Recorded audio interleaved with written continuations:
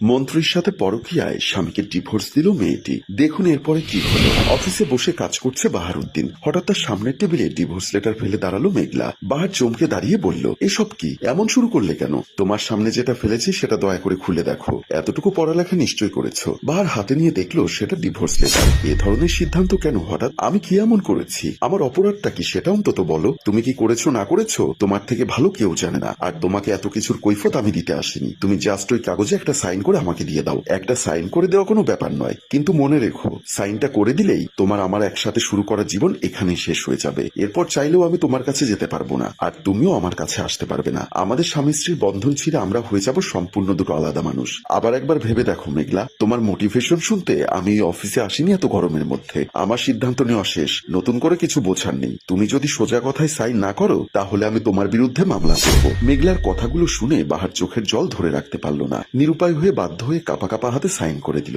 মেঘলা কাগজটা টান মেরে দিল আর বলল, গুড বাই মিস্টার বাহার। বাহার ধপ করে চেয়ারে বসে পড়ল। অফিস থেকে বেরিয়ে মেঘলা ফোন দিল। কলটা রিসিভ হতে এসে বলল, জানো আমার কাজ হয়ে গেছে, এখন আমি সম্পূর্ণ স্বাধীন। আমাদের আর লুকিয়ে দেখা করতে হবে না, আর এবার আমরা বিয়েটাও করে নিতে পারবো। ঠিক আছে, বিকালবেলা ওখানে চলে এসো, অনেক কথা হবে। মেঘলা ফোনটা কেটে হাসি মুখে চলে গেল।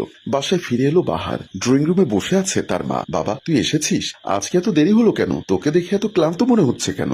আসলে মা, আজকে আমার অফিসে অনেক বেশি কাজ ছিল তাই রাত হয়ে গেল। কিন্তু বাবা, বৌমা তো এখনো ফেরেনি। সেই সকালবেলা দেখলাম কিছু কাপড় চোপড় নিয়ে বেরিয়ে গেছে। বৌমার কি তোর সাথে ঝগড়া হয়েছে? তোর উপর কি রাগ করেছে? আমার মনে হয় বাপের বাড়ি চলে গেছে। কাল গিয়ে ওকে নিয়ে আসিস। আসলে মা, ও আর কোনোদিন ফিরবে না। চমকে গিয়ে মা বলল, ফিরবে না মানে? এ ধরনের কথা কেন বলছিস? আমাদের ঘরের বউ আমাদের ঘরে ফিরবে না কেন? এখন হয়তো রাগ করেছে, তুই গিয়ে রাগ ভাঙিয়ে নিয়ে আসবি। আমাদের ডিভোর্স হয়ে গেছে আজ সকালে। আমি ডিভোর্স লেটারে সাইন করে দিয়েছি এই হাতে। কি বলছিস বাবু? এসব কথা তো আমি কখনো ভাবতে পারিনি। কি এমন হয়ে গেল তোদের মধ্যে? মা, ওসব কথা আজকে বাদ দাও। আমার কিছু ভালো লাগছে না, আমি ঘরে যাচ্ছি। তুমি খেয়ে শুয়ে পড়ো। এত রাতে সারাদিন কাজ করে ফিরেছিস, তুই কিছু না খেয়ে শুয়ে পড়বি নাকি? হ্যাঁ মা, আমার কিছু খেতে ইচ্ছা করছে না, তুমি যাও। কথাটা বলে বাহার নিজের ঘরে চলে গেল। মা অবাক হয়ে চেয়ে রইল। বাসায় একাকি বসে বাহারের কয়েকদিন কেটে যাবার পর হঠাৎ একদিন বাসায় কলিং বেল বাজলো। তার মা দরজা খুলে দিল। ঘরে ঢুকে এলো মিনা। আসসালামু আলাইকুম আন্টি। বাহার স্যার কি ঘরে আছেন? আমার ছেলে তো ঘরে আছে, কিন্তু তুমি কে? আমি বাহার স্যারের পার্সোনাল সেক্রেটারি মিনা।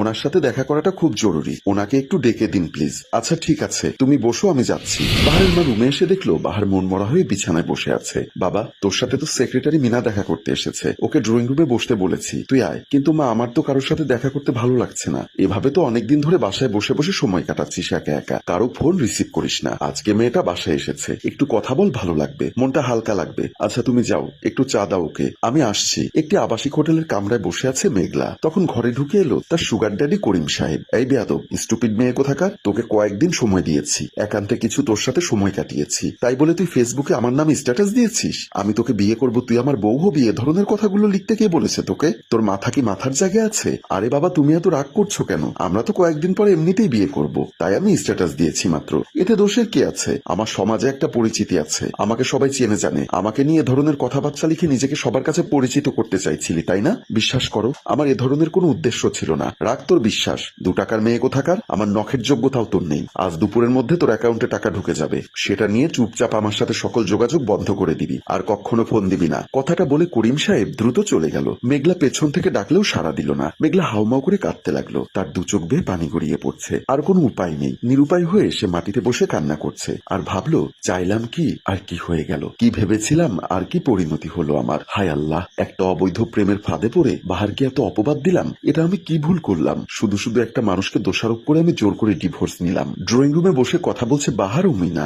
স্যার, এভাবে আর কতদিন নিজের ঘরে একা একা বসে সময় কাটাবেন? যে চলে গেছে সে কখনো আপনার ছিল না। আপনি আমার বিষয়টা খুব ভালো করেই জানেন। এতদিন আপনাকে আকার ইঙ্গিতে অনেক করে বুঝিয়েছি। আপনার স্ত্রী ছিল তাই সাহস করে কিছু বলিনি, কিন্তু আজ বলছি আমি আপনাকে বিয়ে করতে চাই। মিনা, রাখো এই সমস্ত কথা, এখন আমার এসব শোনার মতো মনের অবস্থা নেই। আমি জানি আপনার মনের অবস্থা ভালো নেই, আর আপনার এখন যত্ন প্রয়োজন। আমি সেই মানুষটা হতে চাই যে এখন আপনাকে ঠিক মতো দেখাশোনা করবে। বাহার বলল, তুমি বুঝতে পারছো না, আমি এরকম করতে পারি না। কেন করতে পারবি না বাবা? তোকে তো এভাবে আমার আর দেখতে ভালো লাগছে না। তারপর মিনাকে ধরে বলল, এই মেয়েটা দেখতে অনেক লক্ষ্মী আছে, তাছাড়া এখন তোকে দেখাশোনা করার জন্য সত্যি একজন দরকার যে তোকে বুঝবে, তোর মনের কথা শুনবে। তুই রাজি হয়ে যা বাবা, আমি আর কদিন বাঁচবো, তারপর তুই কি করবি একা একা? মিনা বাহারের আম্মুকে সালাম করলো, আর আম্মু মিনাকে হাত বুলিয়ে দিয়ে বলল, তোমাকে আমার খুব পছন্দ হয়েছে মা, আমি তোমার পরিবারের সাথে কথা বলবো, তারপর তোমাকে আমার বাড়িতে বউ করে নয় মেয়ে মেয়ে হিসাবে আনবো, এভাবে আরো নানা কথা বলতে লাগলো। বাসর ঘরে বসে আছে মিনা। বাহার রুমে ঢুকলো। মিনা তাকে সালাম করলো। বাহার তাকে ধরে বসালো।